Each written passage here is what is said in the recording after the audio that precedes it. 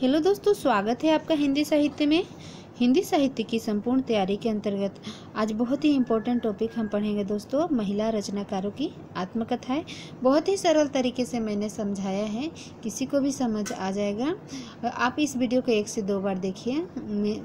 मुझे पूरी आशा है कि आपको ये जितनी आत्मकथाएँ हैं सारी याद हो जाएंगी। तो देखिए दोस्तों, प्रथम आत्मकथा है जानकी देवी बजाज की। उन्होंने लिखा मेरी जीवन यात्रा 1956। तो देखिए दोस्तों, ये जो जानकी है हम सभी को पता है सीता का दूसरा नाम जानकी है। तो वो अपने जीवन के जो उन्होंने एक घड़े से उनके जीवन की यात्रा शुरू हुई थी। राजा जनक जो उनके पिता राजा जनक थे, वो जब खेत में हल जोत रहे थे तब उस घड़े से जानकी उनको मिली थी। फिर शादी हुई अयोध्या में, अयोध्या से फिर उनका वनगमन से फिर उनको लंका में उनको रावण हर के ले गया। फिर श्रीलंका से कितना स्ट्रगल होने के बाद प्रभु श्री राम ने उनको प्राप्त किया। फिर अयोध्या आई, फिर एक धोबी के कहने पर उनको जंगल तक छोड़ आए। फिर वहाँ पे उन्होंने 2 बच्चों को जन्म दिया।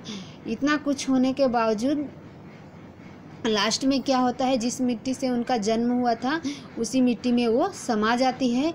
तो इनकी ज़िंदगी में इतने सारे जो संघर्ष हुए थे, सारे संघर्षों को उन्होंने मेरी जीवन यात्रा एक यात्रा के रूप में उसको स्वीकार किया और 56 लोगों को बताया, 56 लोगों को अपनी जो दर्दनाक कहानी है उस दर्दनाक कहानी को बताया। मेरी जीवन यात्रा, जानकी देवी बजाज, कभी भी नहीं भूलेंगे आप। नेक्स्ट देखिए प्रतिभा अग्रवाल। इनकी है 2 दस्तक जिंदगी और मोड़ जिंदगी का।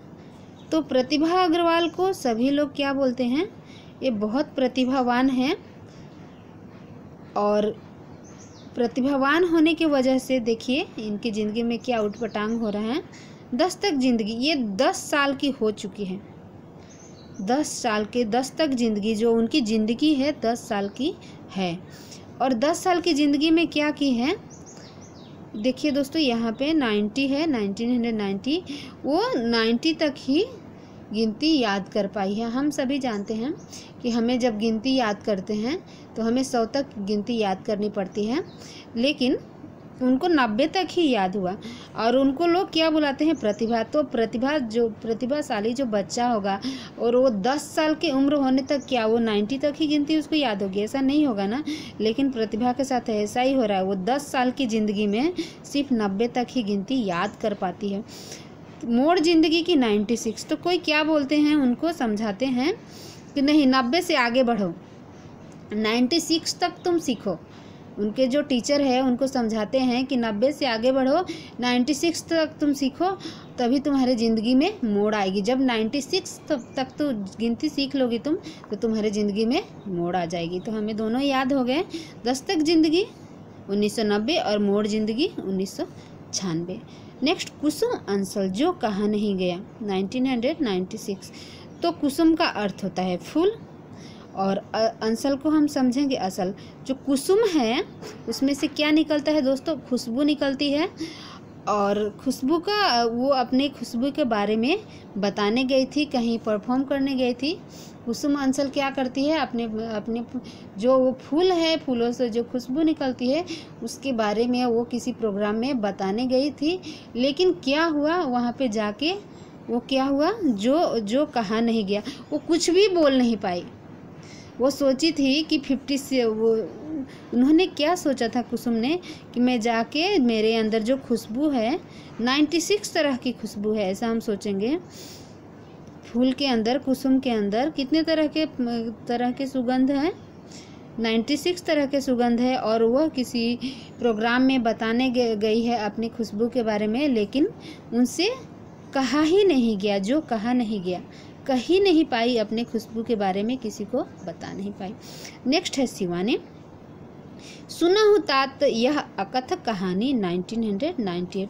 तो शिवानी हम सभी जानते हैं दोस्तों, गौरी माता जो है शंकर की पत्नी का नाम है शिवानी। तो उनकी शादी तो शंकर के साथ हुई थी और शंकर हमेशा औघड़ के भेष में रहते थे। उनका जो उनको देखने के बाद कोई भी उनको देखेगा तो डर जाएगा, जो डरावना उनका स्वरूप है। और उसके साथ भूत प्रेतों के साथ रहते हैं। और जो उनके संगे साथी है, जो अलग अलग तरह के उनके गले में नाग है और बिच्छू, सांप, जो उनके दोस्त हैं, वो सब इतना दिन कैलाश पर्वत पर रहने के बाद शिवानी आके जो उनके पिता को अपने क्या बताती है, सुनहु तात यह अकथ कहानी। जो मेरी कहानी है, मुझे पल पल इन खूंखार जानवरों के साथ रहना पड़ता है, सांप के साथ, बिच्छू के साथ। तो ये कहानी को अपने पिता को एक्सप्लेन कर रही है। और क्या बोल रही है शिवानी, सुनहु तात यह अकथ कहानी, आप कभी भी नहीं भूलेंगे। और 98 ऐसे हम सोच लेंगे कि 98 खूंखार जानवरों के साथ, सांप, बिच्छू, ये सब खूंखार जो जानवर हैं, जानवर, कीड़े मकोड़े के साथ उनको रहना पड़ता है। जो शिवानी है उनको 98 खूंखार पशु पक्षी, इस तरह के कीड़े मकोड़े के साथ रहना पड़ता है। और अपने अपने पिता को यह कहानी बता रही हैं। नेक्स्ट है पद्मा सचदेवा भूत बावड़ी।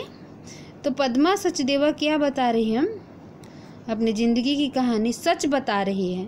सचदेव पद्मा सचदेव अपनी ज़िंदगी की कहानी बता रही है कि वो कैसे बूंद बूंद के लिए, कभी बावड़ी मतलब होता है दोस्तों पागल, बेवड़ा, कभी बूंद बूंद के लिए तरसी है, बूंद बूंद के लिए पागल हो गई है, बूंद बूंद पानी के लिए वो बहुत परेशान हो गई है। तो अपनी ज़िंदगी की कहानी बता रही हैं। 1999 में शीला झुनझुनवाला कुछ कही कुछ अनकही 2000। तो देखिए दोस्तों, शीला झुनझुनवाला के पास एक झुनझुना है। झुनझुना वही जो बच्चे खेलते हैं और बहुत अच्छे आवाज़ आते हैं बच्चों से उस खिलौने से, और बच्चे बजाते रहते हैं, उनका खेलने का सामान है, खिलौना है। तो क्या करती है शीला झुनझुनवाला, कुछ बातों को वह खुद बोलती है, कुछ कही अपने मुँह से कुछ कहती है, और कुछ जो नहीं कह पाती है वो खिलौने से जो आवाज़ निकलता है उस आवाज़ के ज़रिए वह एक्सप्लेन करती है। तो शीला झुनझुनवाला कुछ खुद कहती है, कुछ कही, और कुछ अनकही, जो कुछ अनकही बातें रह जाती है वो अपने खिलौने के माध्यम से दूसरों को एक्सप्लेन करती हैं। और जो उनका खिलौना है, झुनझुना है, वो 2000 रुपये का है। शीला झुनझुनवाला का खिलौना कितने का है, 2000 रुपये का है। कुछ अपने मुंह से कुछ कही, कुछ अपने मुंह से कहती है, और कुछ झुनझुना के सहारे जो अनकही बातें होती है उसको झुनझुना के सहारे कहती है। तो कुछ कही कुछ अनकही शीला झुनझुनवाला, और खिलौने का दाम, झुनझुने का दाम कितना है, 2000 रुपये। कृष्णा अग्निहोत्री लगता नहीं दिल मेरा 1997, और औरत 2010। तो कैसे याद करेंगे दोस्तों, कृष्णा अग्निहोत्री। कृष्णा द्रौपदी का दूसरा नाम है। तो हम सभी को पता है द्रौपदी की 5 लोगों के साथ शादी हुई थी। तो जिस औरत का भी 5 पति होंगे उसका दिल कहीं लगेगा, लगता नहीं दिल मेरा। ऐसा कोई सोच भी नहीं सकता है कि किसी औरत के 5 पति हो। जिस औरत के भी 5 पति हो गए उसका दिल कहीं भी नहीं लगेगा। तो उन्होंने क्या लिखा है कृष्णा ने, लगता नहीं दिल मेरा। और औरत की यही कहानी है कि मर्दों के द्वारा प्रताड़ित होते हैं, और मैं औरत हूँ, और औरत होने की वजह से मुझे इतना यातना मिल रहा है, मैं 5 मर्दों की पत्नी हूँ। तो और औरत 2010, और लगता नहीं दिल मेरा 1997। प्रभा खेतान अन्या से अनन्या 2010। तो प्रभा खेतान खेत में तान सुनाती है। प्रभा खेतान का नाम खेतान क्यों पड़ा, क्योंकि वो हमेशा खेत में तान, कोई उनका म्यूजिकल इंस्ट्रूमेंट है, वो खेत में ही जाके बार बार तान सुनाती है। तो सभी लोग बोलते हैं ये कैसी प्रतिभा है, कैसी प्रभा है जो खेत में तान सुनाती है। तो कोई भी आदमी जो खेत में तान सुनाएगा वो अन्या से तो अनन्या बिल्कुल बन जाएगा। और कितने तरह के तान सुनाती है दोस्तों, 10 तरह की तान सुनाती है प्रभा खेतान 2010, ये भी आपको याद हो जाएगा। ममता कालिया कितने शहरों में कितनी बार, 2011। तो मैं जब भी ममता कालियों को बताती हूँ दोस्तों, मैं ये बताती हूँ कि ममता कालियों को बेघर कर दिया गया। क्यों कर दिया गया, क्योंकि वो काली थी। ऐसा तो होता नहीं है, लेकिन ममता कालिया के साथ ऐसा ही हुआ। काली होने की वजह से उनको घर से बाहर कर दिया गया। तो वो दर दर भटकती रही, न जाने कितने शहरों में भटकी। तो उन्होंने क्या लिखा, कितने शहरों में कितनी बार मैं भटकी, दर दर की ठोकर खाई। तो उन्होंने जब काउंट किया तो उनको क्या याद आया कि वो 11 शहरों में भटकी है। कितने शहरों में कितनी बार भटकी है दोस्तों, 11 शहरों में। तो 2011 भी हमको याद आ जाएगा। ममता कालिया कितने शहरों में कितनी बार, तो कितने शहरों में 11 बार, 2011 भी हमको याद हो गया। मनु भंडारी एक कहानी, यह भी कली, यह भी 2007।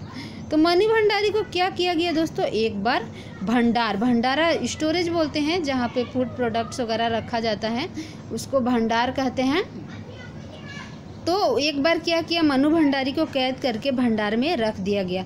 तो क्या हुआ दोस्तों, उन्होंने, वो तो एक राइटर थी, मनु भंडारी एक लेखिका थी, तो भंडार में बैठकर भी कहानी लिख रही है। क्या लिख रही है, एक कहानी यह भी कि मैं भंडार में होने के बावजूद भी मैं कहानी लिख सकती हूँ, मुझे कोई कहाँ भी कैद कर दे, लेकिन लेखक के मन को, जो उसका दिमाग है, उसको कोई कैद नहीं कर सकता है।